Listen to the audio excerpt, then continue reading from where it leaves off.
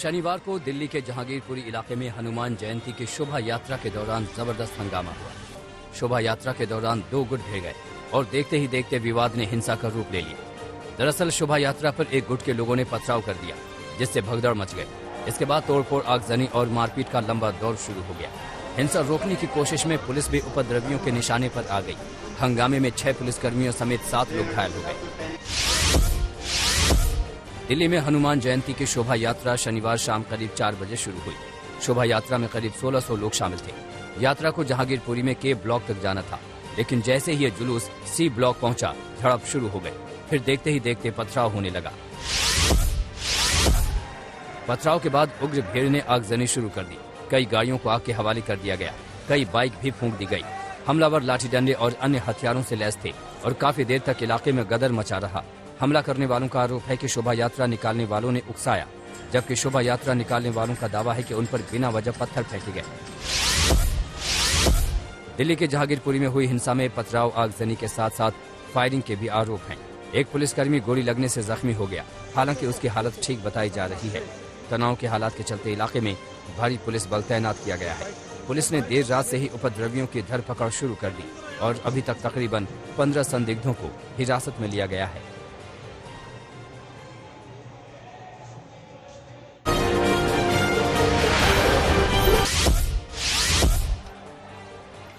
दिल्ली के जहांगीरपुर इलाके में हुई हिंसा के बाद गृह मंत्री अमित शाह ने दिल्ली पुलिस कमिश्नर से बात की और हिंसा फैलाने वालों पर कड़ी कार्रवाई करने का निर्देश दिया। इसके साथ दिल्ली पुलिस को अलर्ट पर रहने को कहा गया है। साथ ही इलाके में पेट्रोलिंग करने का निर्देश दिया गया है, ताकि तनाव के बीच उपद्रवी कोई गड़बड़ी न फैला सके। मौके पर रैपिड एक्शन फोर्स के 200 जवान तैनात किए गए हैं। हनुमान जयंती पर दिल्ली के जहांगीरपुर इलाके में हुई हिंसा को बीजेपी नेता कपिल मिश्रा ने आतंकी हरकत बताया।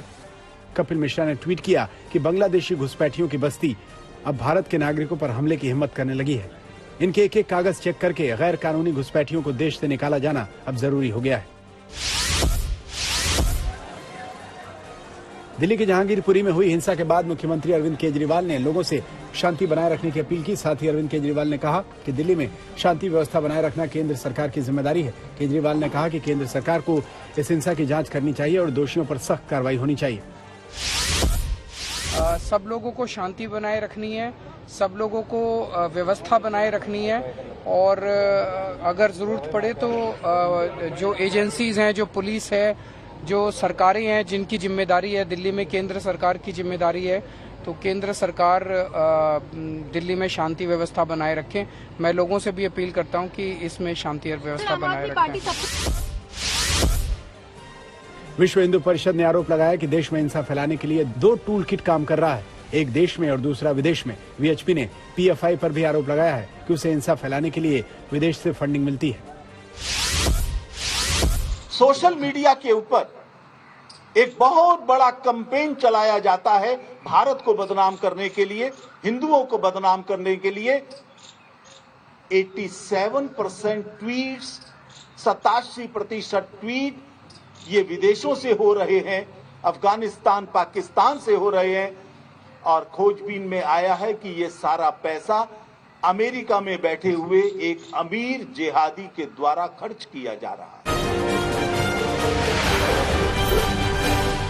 लाउड स्पीकर पर अजान को लेकर जारी विवाद के बीच एमएनएस प्रमुख राज ठाकरे ने पुणे में हनुमान चालीसा का पाठ किया। इस मौके पर बड़ी संख्या में एमएनएस कार्यकर्ता भी मौजूद रहे। राज ठाकरे ने महाराष्ट्र में मस्जिदों पर लगे लाउड स्पीकर हटाने की मांग की है और इसे लेकर सरकार को 3 मई तक का अल्टीमेटम दिया है, जिसके बाद से ही पार्टी कार्यकर्ता जगह जगह हनुमान चालीसा का पाठ कर रहे हैं।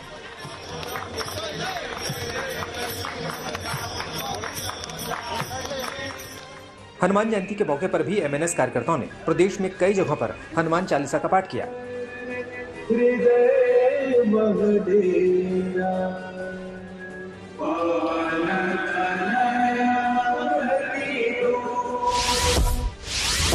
सामना में लेख के बाद शिवसेना सांसद संजय राउत ने एक बार फिर राज ठाकरे के बहाने बीजेपी पर हमला बोला। संजय राउत ने बिना राज ठाकरे का नाम लिए तंज किया कि अब महाराष्ट्र में भी नए हिंदू ओवैसी बने हैं। संजय राउत ने कहा कि जैसे बीजेपी ने उत्तर प्रदेश में असदुद्दीन ओवैसी का इस्तेमाल किया, वैसा ही प्लान बीजेपी महाराष्ट्र में करना चाहती है। लेकिन हमें कोई टेंशन नहीं, पब्लिक सब जानती है, सह लेती है, जवाब देती है। हिंदू समाज में भी कुछ ओवैसी निर्माण हुए हैं एमआईएम निर्माण हुए हैं।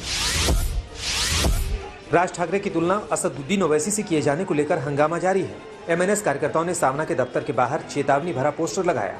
पोस्टर में लिखा गया कि कुछ साल पहले एमएनएस के कार्यकर्ताओं ने संजय राउत की कार को पलट दिया था। एमएनएस की ओर से पोस्टर के जरिए पूछा गया कि क्या इसे दोहराया जाना चाहिए। पोस्टर में लिखा गया है कि संजय राउत अपना लाउड स्पीकर बंद करें, नहीं तो एमएनएस अपने स्टाइल में इसे बंद कराएगी। केरल के पलक्कड़ में शनिवार को दिनदहाड़े आरएसएस नेता की हत्या से सनसनी फैल गई। इससे पहले शुक्रवार को एक एसडीपीआई वर्कर की हत्या हुई थी। इस घटना के कुछ घंटे बाद ही आरएसएस नेता का मर्डर हुआ। माना जा रहा है कि बदले की आग में इस वारदात को अंजाम दिया गया। पुलिस आरएसएस कार्यकर्ताओं के परिवार वालों से पूछताछ कर हत्या के आरोपियों का पता लगाने में जुटी है।